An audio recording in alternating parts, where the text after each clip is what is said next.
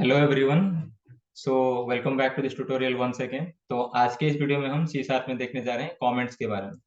तो आज हम कमेंट्स क्या होता है ये पढ़ेंगे, और हमारे सी शार्प में कितने तरह के कमेंट्स होते हैं ये देखेंगे, और हम कमेंट्स क्यों यूज करते हैं ये सब आज हम देखेंगे इस ट्यूटोरियल में।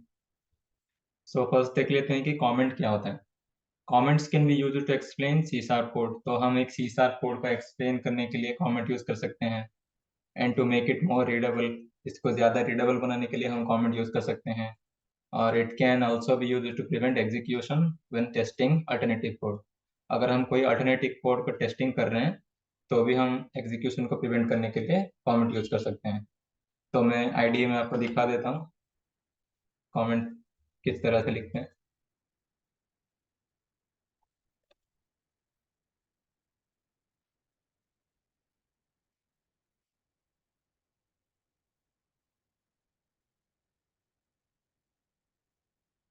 ठीक है, मान लो हमारे पास ये तीन प्रिंट स्टेटमेंट्स हैं। ठीक है, अब मुझे क्या चाहिए कि मुझे चाहिए कि ये हेलो वर्ल्ड प्रिंट होके नहीं आना चाहिए। मुझे चाहिए सिर्फ ये दो हमारे प्रिंट होके आना चाहिए। तो मैं क्या कर सकता हूँ, यहाँ पे दो फॉरवर्ड स्लैश लगा देंगे। तो अब ये क्या हो गया, ये एक कमेंट बन गया। इसको अब कंपाइलर क्या करेगा, इग्नोर कर लेगा, इसको एग्जीक्यूट नहीं करेगा। तो अगर हम ये प्रोग्राम को रन करेंगे तो सिर्फ हमारा ये दोनों लाइन ही प्रिंट होके आएगा। तो हम रन करके देखते हैं, देखना हमारा हेलो वर्ल्ड प्रिंट नहीं होगा, सिर्फ ये दो लाइन ही प्रिंट होंगे हमारे।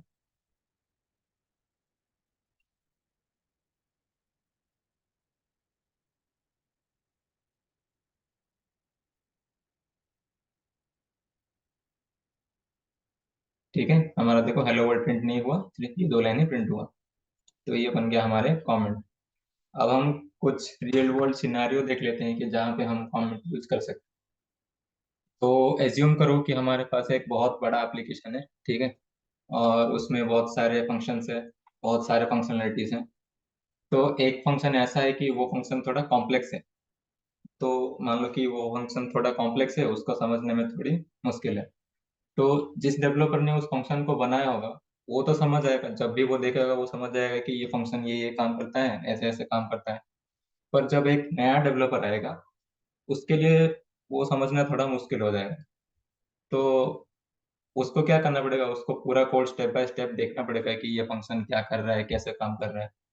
तो इन दैट केस हम क्या कर सकते हैं, हम एक फंक्शन के ऊपर एक कमेंट ऐड कर लेंगे कि ये फंक्शन ऐसा ऐसा काम करता है, और ये ये फंक्शन ये फंक्शनलिटी ऐड करता है। तो जब भी वो न्यू डेवलपर या भी कोई भी डेवलपर देखेगा तो उसको समझ आ जाएगा, तुरंत समझ आ जाएगा कि हाँ भाई ये फंक्शन ये काम करता है। तो इन दैट केस हम कमेंट यूज कर सकते हैं। और और एक मान लो, एक और सिनेरियो हम ले लेते हैं जिसमें कि हमारे पास एक हमने एक सी शार्प में एक एप्लीकेशन बिल्ड किया हुआ है, वो बहुत बड़ा एप्लीकेशन है और उसमें बहुत सारे फंक्शनलिटीज हैं। और अब हमें क्लाइंट ने बोल दिया कि हमें ये फंक्शनलिटी नहीं चाहिए, कोई एक पर्टिकुलर फंक्शनलिटी उसको नहीं चाहिए। तो क्लाइंट ने अब तो बोल दिया कि वो फंक्शनलिटी उसको नहीं चाहिए, पर क्या पता 2-3 महीने बाद उसको वो फंक्शनलिटी फिर से चाहिए होगा।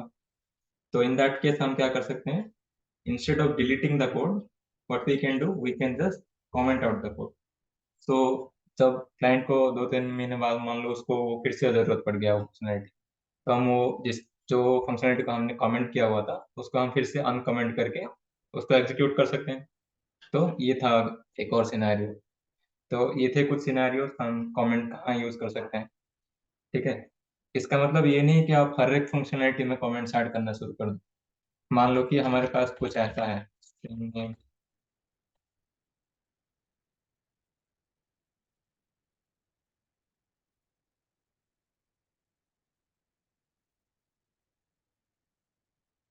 मान लो हमारे पास कुछ ऐसा है, हम कुछ इफ स्टेटमेंट ले रहे हैं,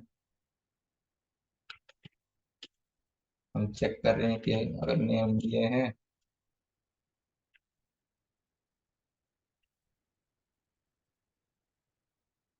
तो फिर कंसोर्ट डॉट टाइटलाइन कर लो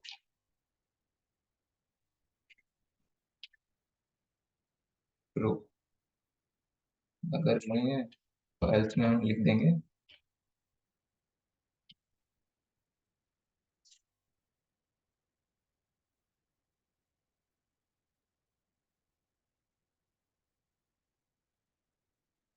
फॉल्स। ठीक है, देखो ये तो स्ट्रेट फॉरवर्ड है, यहाँ यहीं पता चल जा रहा है कि अगर नेम अशोक है तो console dot right line true print करो, नहीं तो फॉल्स प्रिंट करो। तो ये तो स्ट्रेट फॉरवर्ड था, तो यहाँ पे हमें कमेंट ऐड करने की कुछ जरूरत नहीं है। ठीक है, तो जो चीजें स्ट्रेट फॉरवर्ड होती है वहां पे कमेंट ऐड करके लाइन ऑफ कोड को इंक्रीज करना जरूरत नहीं है। जो कुछ फंक्शनलिटीज हमारा कॉम्प्लेक्स है वहीं पे हम क्या करेंगे, कमेंट्स ऐड करेंगे, ताकि कोई नया डेवलपर जब आएगा उसको पता चल जाए कि ये फंक्शन क्या काम करता है। ठीक है, ये थे कुछ सिनेरियो। अब हम देख लेते हैं कि कितने तरह के कमेंट्स होते हैं। देखो, अगर ये देखो ये था हमारा single line comment. Single line comment कैसे लिखते हैं, दो फॉरवर्ड स्लैश लगाओ और उसमें आप जो भी लिखोगे,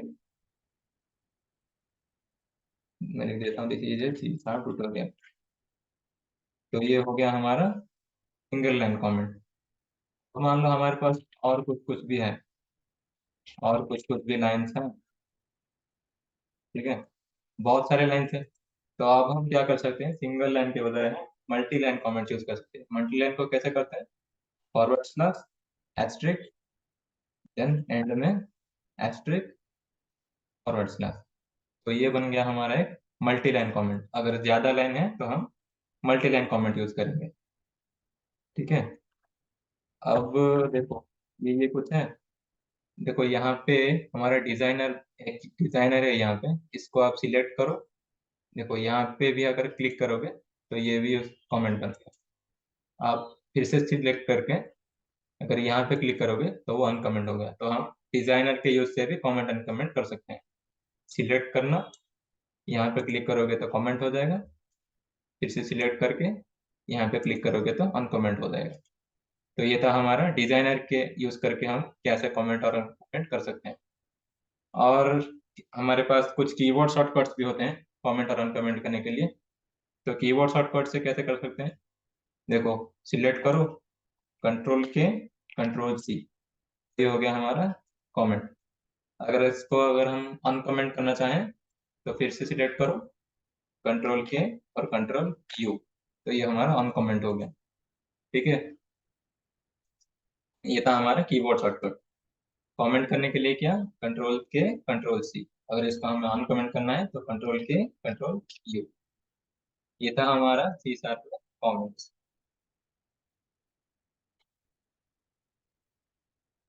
ठीक है, तो ये सब तो मैंने बता दिया, डिजाइनर से कैसे करते हैं, कीबोर्ड शॉर्टकट से कैसे करते हैं, सिंगल लाइन कमेंट्स हम कैसे यूज करते हैं ये भी बता दिया, मल्टी लाइन कमेंट्स कैसे क्या होता है और कैसे लिखते हैं ये भी बता दिया मैंने। तो नेक्स्ट वीडियो में हम क्या देखेंगे, हम देखेंगे टाइप कास्टिंग के बारे में। ठीक है, तो तब तक के लिए good bye and thanks for watching.